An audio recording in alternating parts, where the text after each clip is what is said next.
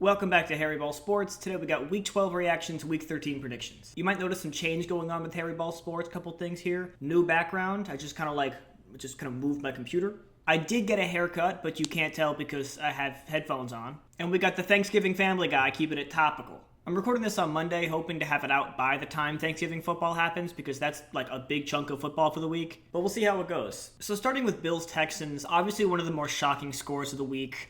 I'm going to chop this one up to the 8 sacks allowed by the Bills and 0 sacks gotten by the Bills. With that stat line, the end result should be worse than this, honestly. And I think the Bills do have some new guys starting on the O-line because of injury or something, but you cannot be letting in 8 sacks and expect to win a game in this league. The MVP talk around Josh Allen's kind of quieting down right now, and I think that that's fair because, he got outplayed a lot by Davis Mills on primetime. I think that's only fair. I don't know how true this is, but it kind of feels like CJ Stroud couldn't have won this one for the Texans. Texans did have a rough start for the year, and they've been winning since Davis Mills came in. They're looking pretty scary now, and they really shouldn't. I don't know what that says about CJ Stroud having the team struggle and then instantly start performing well when he's injured, but I only wish the Commanders could do the same thing. Colts-Chiefs was a confusing game from a lot of angles, actually. Mahomes had no touchdowns and a pick, but he threw for 350, so is that a good game? The Chiefs had 33 first downs to the Colts 11, but still almost lost this game at multiple points, so is that a good game? Colts had 20 points on 50 plays compared to the Chiefs' almost 100 plays,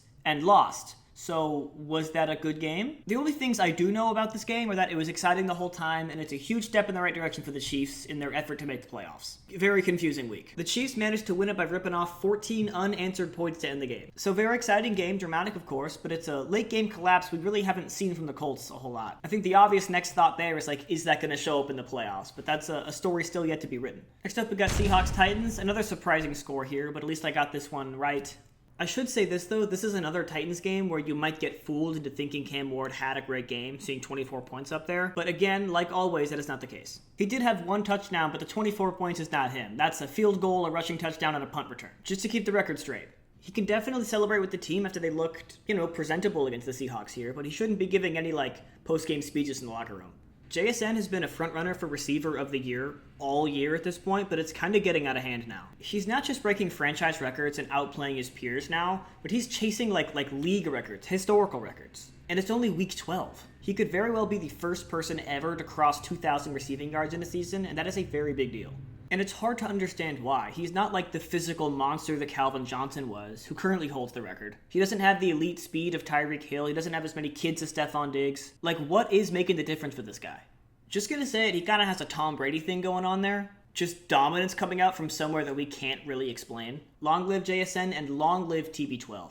I think it's time to be concerned about JJ McCarthy. I know usually I'm big on giving a quarterback time to develop and giving him support and giving him grace when it's hard. And he's only played 6 games, so I know I'm kind of out of character here. But it is looking bad. He is looking bad. It's weird because last season we all just thought Sam Darnold was really bad and then the offensive system in the Vikings was kind of keeping him going. But now JJ McCarthy is struggling in a way that Sam Darnold never did. Basically, we're trying to figure out how embarrassing it is for JJ McCarthy to be bad right now. Is that just a function of the offense, we should give him some grace, or is this offense actually crazy and he should be doing better in it? Because we know last year it went well with the Vikings, but who is responsible for that?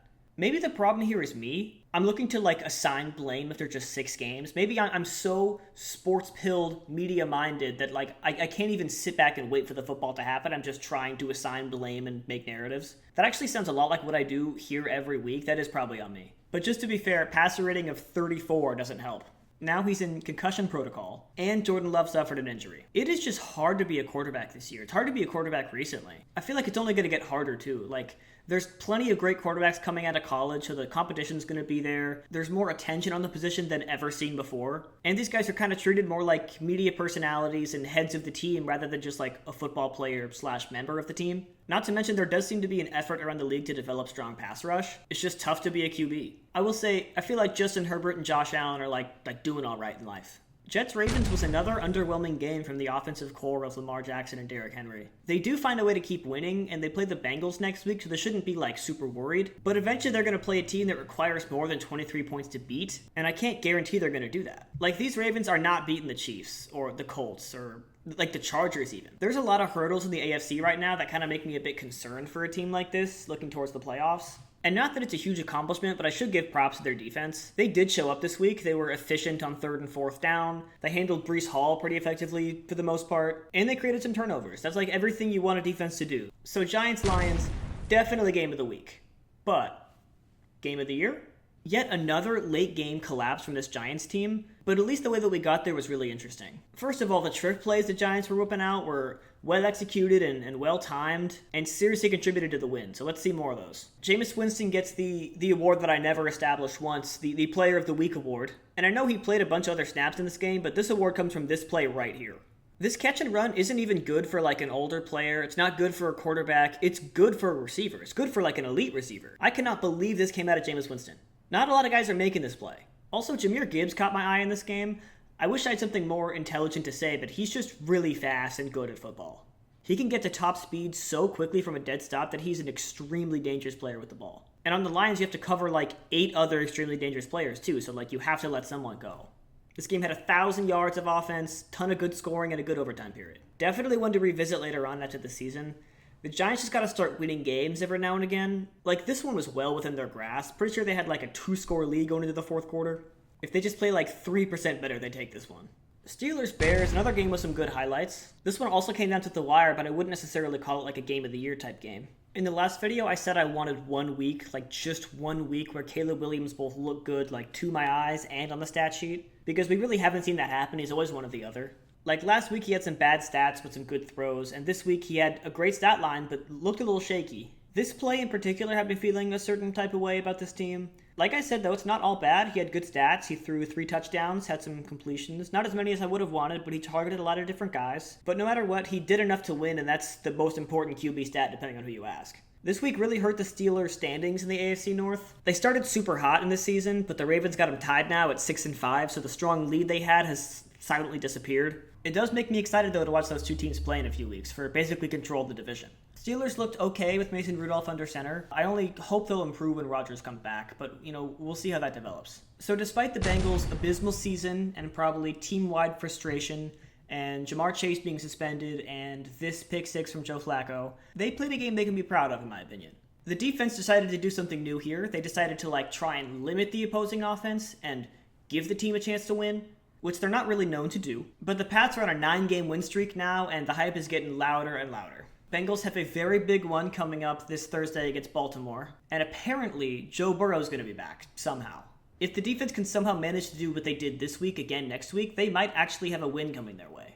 Browns-Raiders. So this was Shedeurs Sanders' first start, and not his last, actually. The Browns announced that he is now their official starting quarterback, which at least to me is a pretty big surprise. Shedeur played perfectly fine and perfectly okay. He had some bad sacks, but he had some good throws. Didn't have a lot of yards, but he threw no picks. Not a lot of completions, but he stayed out of the way for the most part. He wasn't the deciding factor in the win versus the loss, which I think is great as a 5th-round QB making his first start. I am curious, though, how the Browns fans feel about this. Obviously, it's nice to have a win, but, are they going to start romanticizing Shedeur Sanders and, see them as their hero, their savior, their starting QB? Because I can't imagine that being the case. Was not the prettiest game for either team.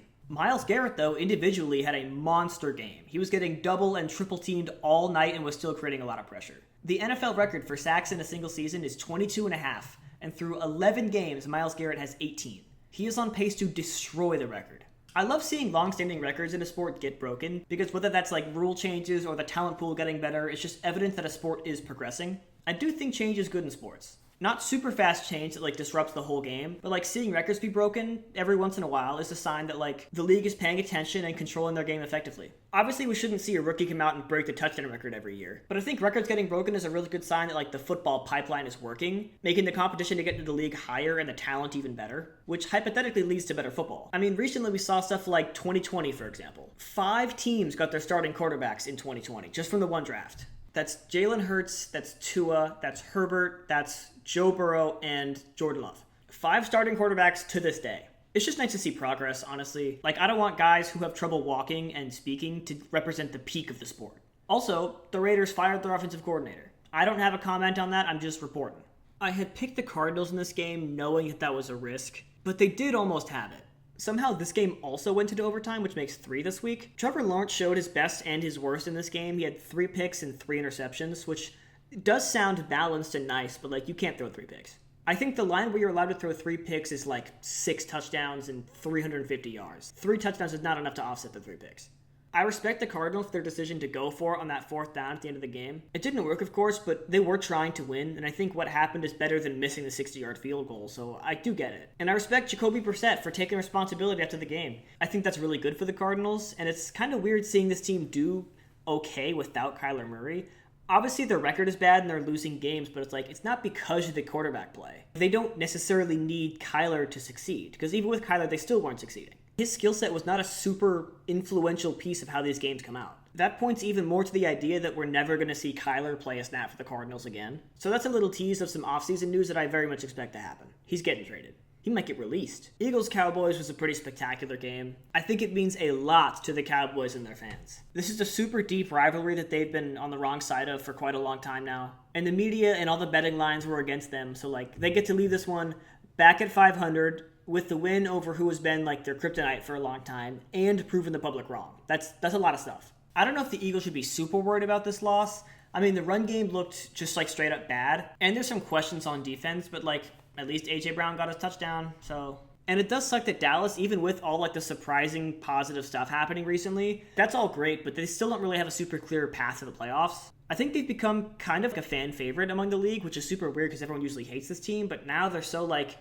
abnormal and almost underdog. They're easy to root for, but I just feel like that's going to end in week 18. But at least we had this weekend. We can hold on to this game whenever we miss the Cowboys. Obviously, this makes me hate the Saints more than I already do. It was a bad game. I got the prediction wrong, and I hate myself for picking the Saints in the first place. I don't know what got into me. I don't know how I let that happen. Also, nobody signed up for Kirk Cousins versus Tyler Shuck this year. Nobody wanted to see that. Nothing about this game is as it should be. Yeah, Bucs Saints was more of a beatdown than I thought it was going to be. I know people are really high on the Rams. I am too. I get that. But I'd like to think of the Bucs as a little bit of a better team than this. The Rams do look nuts, though. The offense feels unstoppable, especially in the red zone. The play calling and decision-making and coaching feels pretty solid. And there's not a bunch of big locker room beef distracting the team. It's a recipe for a Super Bowl team. Which is crazy because this team is supposed to be rebuilding from their last Super Bowl win. They're supposed to be in that phase where they're paying off all the debts they had to get to win the Super Bowl, looking to rebuild and reestablish the culture, but no, they're instantly competitive again, and somehow better at a lot of positions. I mean, they deserve the record. I am impressed with how the Rams are approaching this. Baker had a concerning injury to his shoulder on this one, unfortunately. Not that this team was playing Super Bowl caliber football beforehand, but that definitely doesn't help. But it's not like the Bucs have a super small playoff window to get this done. I think if they hit on a few guys in the draft, just keep working hard, this team can be really impressive in the next 3 years. I see Baker as a Super Bowl caliber quarterback, just let's get the situation right. I don't think Baker's going anywhere. And we're on to this last game. It's still happening, unfortunately, so I can't review the outcome of the game. I have been kind of watching it on my phone here and before I started recording. It's been a nightmare of a game. I think Brock Purdy had 3 picks by halftime, and they're somehow winning by 11. I wish I could say more about this one, but I haven't been paying enough attention to really provide value here, so I guess I'll loop back to it later. At the end of this week, though, without this game, I'm 8-5. And I did pick the Panthers, so it's probably going to be 8-6. The worst week I've had in quite a while there. Can't do the math on the final score off the top of my head, but here's that. But hey, I'm proud of it. I'm going to stand by how I'm performing. 8-6 definitely doesn't feel good, but I hope to get some momentum back in this next week. I hope the Thanksgiving games will be kind to me. I mean, whatever happens, I got to predict them, or at least try my best. All right, Packers-Lions. First of all, great pick for a Thanksgiving game. I wish I had a little bit more information about the Jordan Love injury, but a lot of that just came out today. So I can't tell you how he's doing or even if he's going to play. He'll probably play, but either way, especially after last week, I can't pick against this Lions team. They're just so ridiculously explosive. Even with the healthy Jordan Love, I'm picking the Lions on this one. I just have a lot of faith in that team. I think any given week they can pop off for 60 points. And not that they've done that 1,000 times this season, but if a defense isn't ready to shut down 5 superstars on any play, that's a very real possibility to score 60. So while I like the Packers, I think they're a very Thanksgiving team. I'm sure they're ready for this game.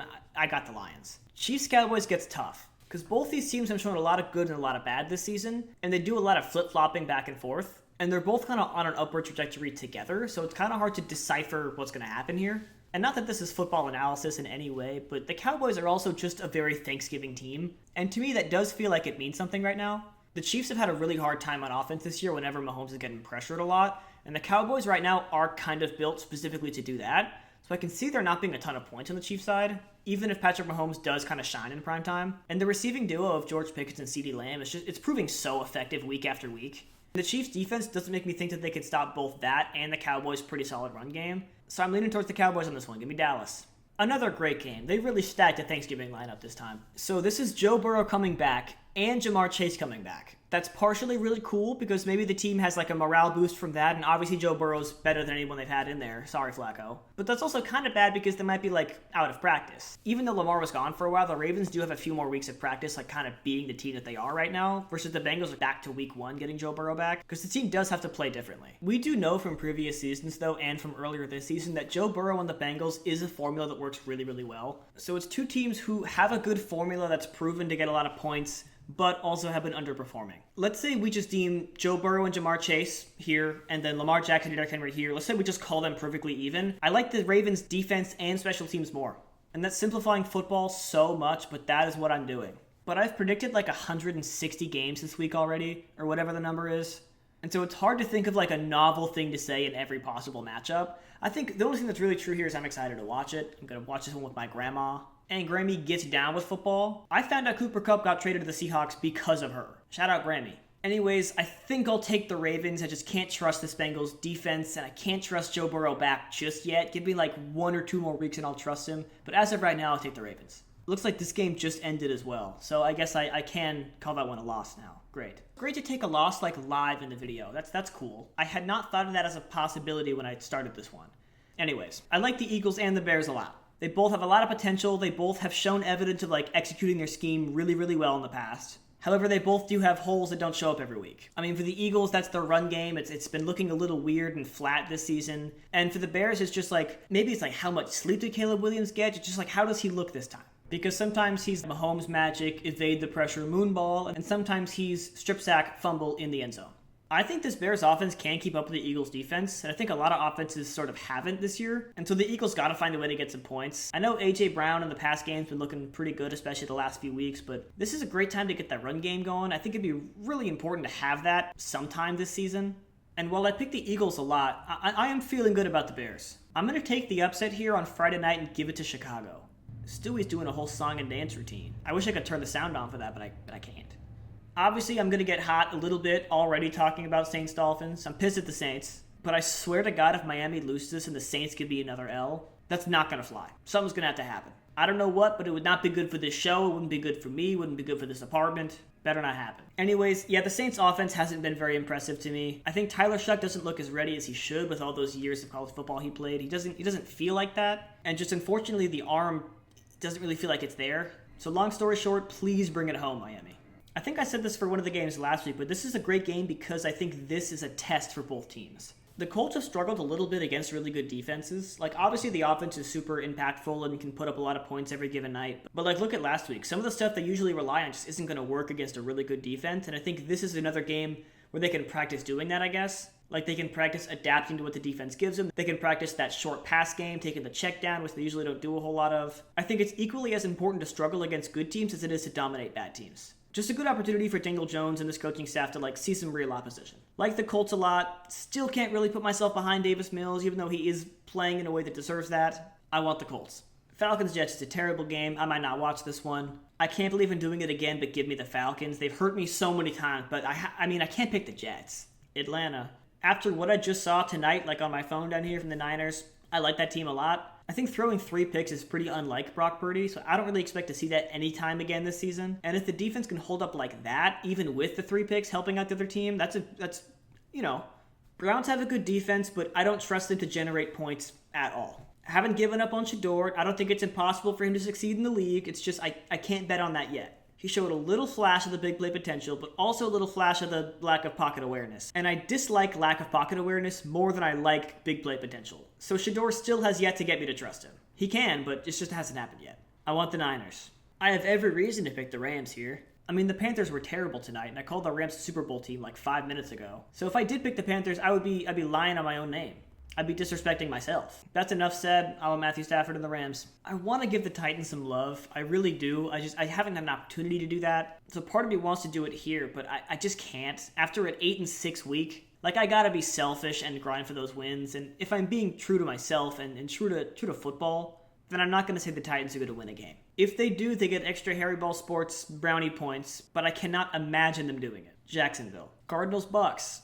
I know the Bucks are looking shaky and don't have the same promise they had earlier in the season, but the Cardinals kind of never had that promise. Jacoby Brissett has definitely been serviceable. No hate towards him or like the choices the organization makes on the roster. But with a team like the Bucks, it's usually about keeping up with their high-powered offense. I know it wasn't last week, but like usually it is. And that's not really the Cardinals' strong suit, is like scoring points quickly and keeping up. So I think if they let in a few in the first half there, I do not like the looks of this game for the Cardinals. And I'm pretty sure Baker is fine and is going to play in this game. Plus, it's a little while away, so he has time to heal. So give me the Buccaneers. I've weirdly never considered a Sam Darnold revenge game. But yeah, you're absolutely right. I do want to watch that. This game could be really, really bad for JJ McCarthy, because if he goes out there and gets like very outperformed by Sam Darnold or just looks terrible against this defense, which he might because the Seahawks are a great defense, like if that happens, the fans are going to turn on him instantly. I think he has kind of a long leash with the Vikings fans. He's a young rookie. The coach saw something in him. Like, there's a lot of upside there. But if this game goes poorly, they're going to go, hey, what are we doing? We had a good guy. We had a winning formula. Why did we get rid of Sam Darnold? Coach could lose control over the narrative in the media.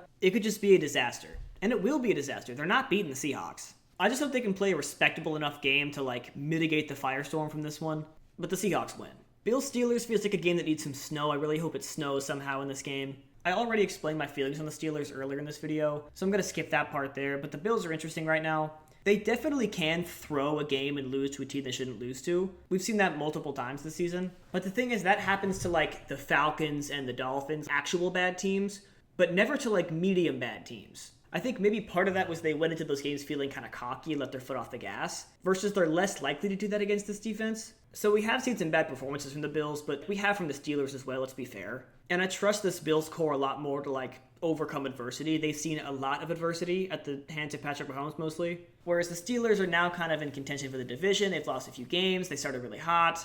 I don't like the vibes there nearly as much. Give me the Bills. Raiders Chargers has to be super boring, right? Both these teams have given us some real stinkers this season. So bringing them together is either a super stinker or like it cancels out somehow.